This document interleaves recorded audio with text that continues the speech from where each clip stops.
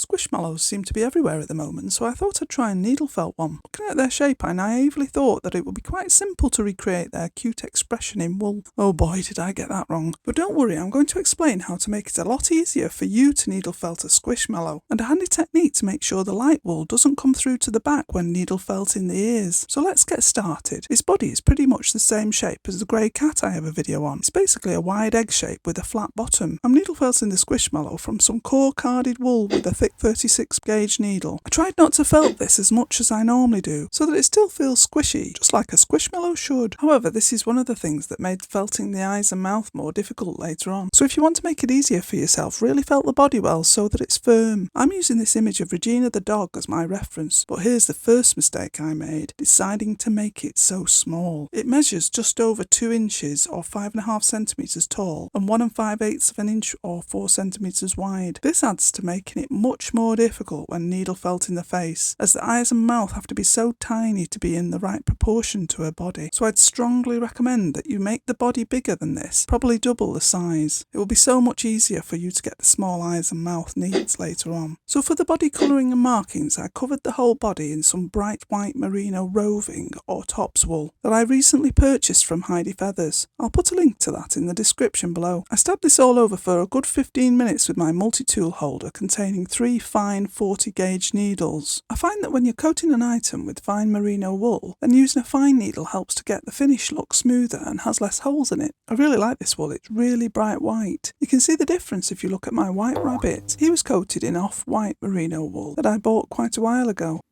Don't get me wrong, you see that colour rabbit, but I really wanted a lovely bright white for this little Squishmallow. Then I used a piece of cotton wrapped round the centre of the body. Then I've applied some beige merino roving or tops wool to the top quarter of each side. Notice how I'm using the long strands of the merino roving to create the curved corner. The cotton guides helps make sure you keep the wool an even distance from the centre on the left and the right. So in the past I've found that if you shape the back of the ear with one colour and then lay on felted wool of a different colour on the front and stab it into the ear, you can get a kind of bleed through of the wool from one colour to the other. So here there's a possibility the white would show on the back of the ear. So to stop this from happening, first I needle felted the white inner part of the ear with the same bright white merino wool as mentioned earlier. I used my white foam mat because I find this better when I'm felting a white wool and small flat parts. It doesn't stick to the mat the same, plus it doesn't pick up any orangey brown strands of wool from my wool buddy. Then I shaped the back of the ear separately out of the brown merino wool, making a triangle shape with the wool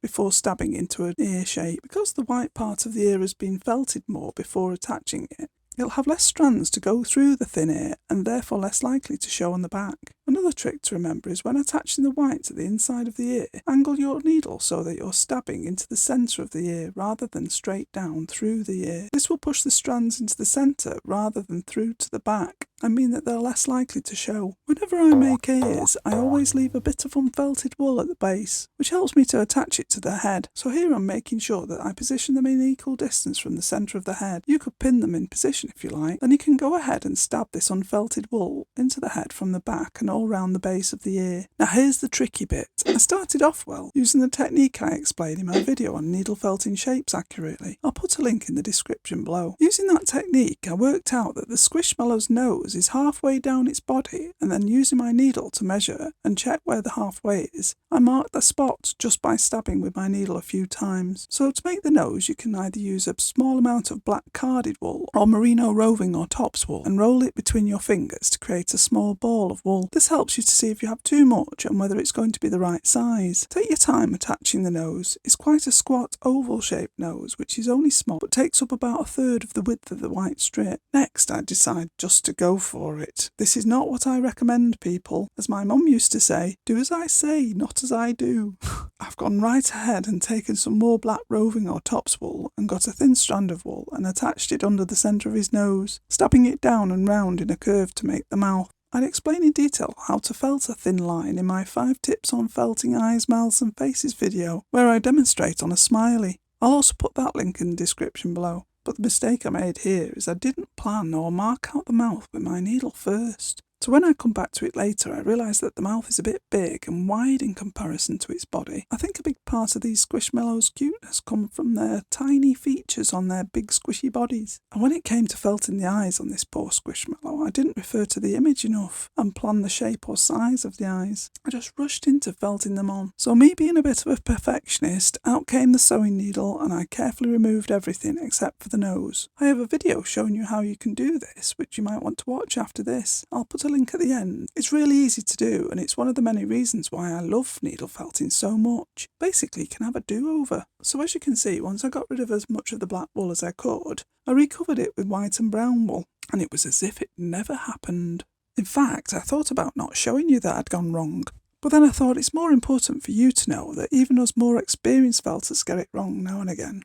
So when I had another look at my reference image, I also realised that the width of the strip of the white looked a bit wide. So then I used a strip of paper to measure the width of the white in comparison to the width of her head. Then I felted a bit more brown along each side of the brown area to make the white strip narrower and it more symmetrical. Now it was time to redo the eyes. But rather than rushing into it as I did before, I checked the image of the Squishmallow and used the needle to measure how many times the eye on the image goes into the width of the body, to get an idea of how wide the eye should be in proportion to the body width. This is where I realised if I'd made the body larger it would have been a whole lot easier, as the eye needed to be less than 3/16 of an inch or 3 millimetres wide. So to get them right this time, I referred to the image of the Squishmallow and I could see from that the start of the eye and the end of the eye is parallel with the top of the nose. So using my needle I marked these 2 points, checking that they're not too wide and about 3 millimetres or 3/16 of an inch apart. Then I took some black roving or tops wool which has a long fibre length and using only a few strands twisted it. This gives you an idea of the width of the line it will make. Holding the twisted wool over the marks on the right side, I stabbed it in place at the starting point. I took my time stabbing along, felting a small crescent shape to make the closed eye. I didn't want to have to do them a third time.